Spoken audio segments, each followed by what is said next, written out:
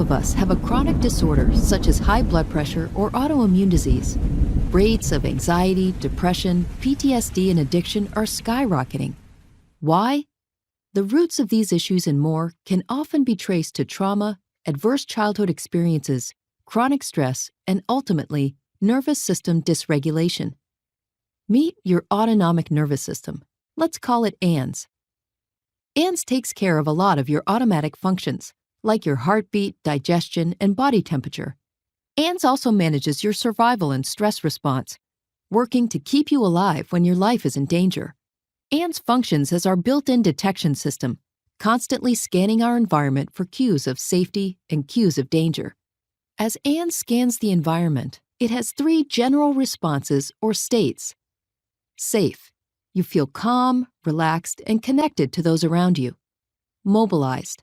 When ANS detects danger, it sends a command and your heart rate and breathing increase, adrenaline and cortisol are released, and blood rushes to your muscles so you can handle the threat. This is our fight-flight response.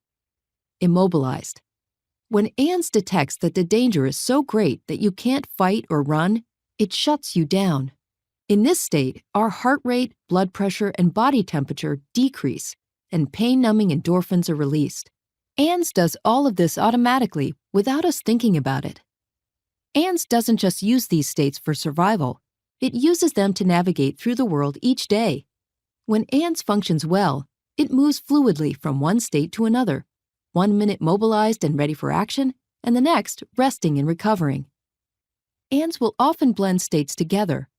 When we play, ANS combines the mobilized and safe states, and when we are intimate with loved ones, it combines immobilized and safe states. When ANS can stay flexible and fluid like this, it helps us manage and become resilient to stress and negative events. We're able to bounce back and move on. Unfortunately, when we experience trauma and chronic stress, it can keep ANS from functioning in a healthy, regulated, and resilient way, and can keep us stuck in states of survival. A friendly get-together can become frightening. A simple meeting at work can become threatening. For those with a history of trauma and chronic stress, the ANS detection system often becomes faulty, constantly signaling danger even when we are safe. It's like ANS is an alarm system, constantly signaling fire even when there's no smoke and no flames. Consistently living in these survival states can be debilitating, and we often develop adaptive strategies like using drugs, alcohol, food, work, or sex in an attempt to bring regulation and temporary relief. Understanding how trauma impacts us is critically important.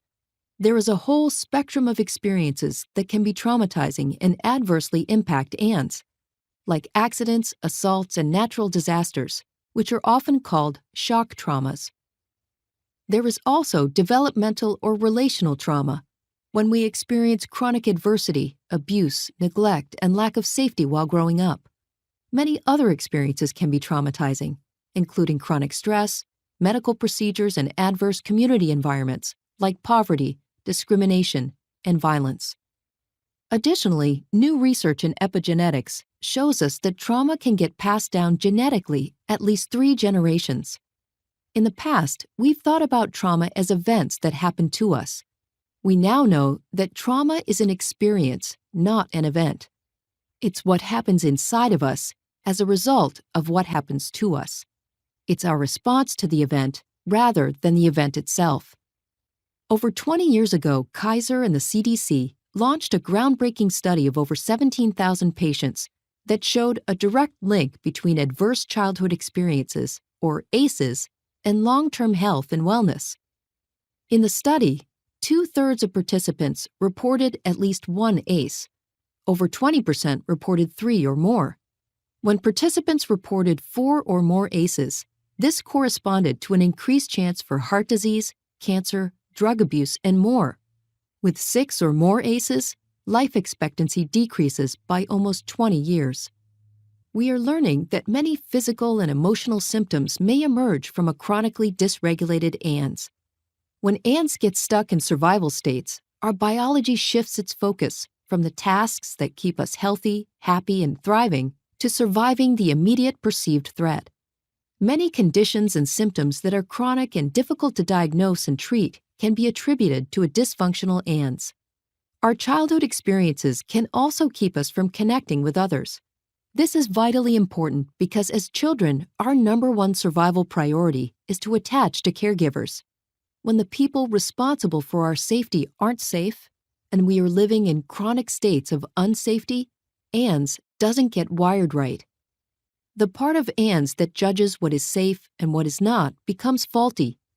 If intimacy and connection were unsafe as a child, as adults, we'll often unconsciously reject attempts from friends and partners to connect. Even though intimacy and connection is what we want, ANS feels it's unsafe and won't allow it. Trauma compromises our ability to engage with others, replacing the need for connection with the need for protection. When there has been trauma, ANS can no longer differentiate between our unsafe past and our now safe present. ANS can't turn off the need to protect, even though we are now safe. So what can we do when ANS becomes dysregulated?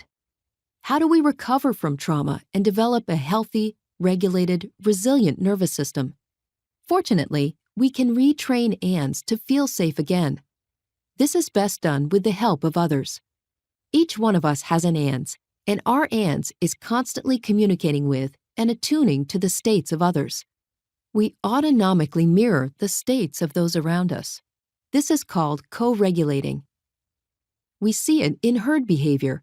If one animal senses danger, the entire group becomes more alert, increasing their chances of survival. We're exactly the same. When we're with others who are stressed, angry, or depressed, it makes us feel worse. When we're with others who are calm and happy, it makes us feel better. Connecting with others who are safe, attuned, and present is the best way to restore a healthy ANS. For those struggling to recover from the impacts of trauma, there is an emerging field of innovative clinical therapies that have been developed to reestablish safety and regulation to ANS. We're also learning that many of the activities we intuitively know make us feel better, like spending time in nature, practicing yoga, dancing, helping others, and more, can help ANS become more regulated and resilient. Healing from trauma and finding release from being stuck living in survival states comes as ANS becomes regulated, increases its capacity for resilience, and regains its flexibility. It's not about being calm all the time or mobilized all the time. It's about having a flexible and resilient nervous system that can accurately assess safety and danger and responds appropriately. We're truly resilient when we can fluidly move from one state to another.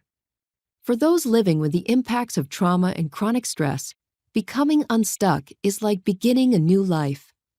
For the rest of us, understanding how our nervous system states guide our behavior can help us become happier, healthier, and more empathetic human beings.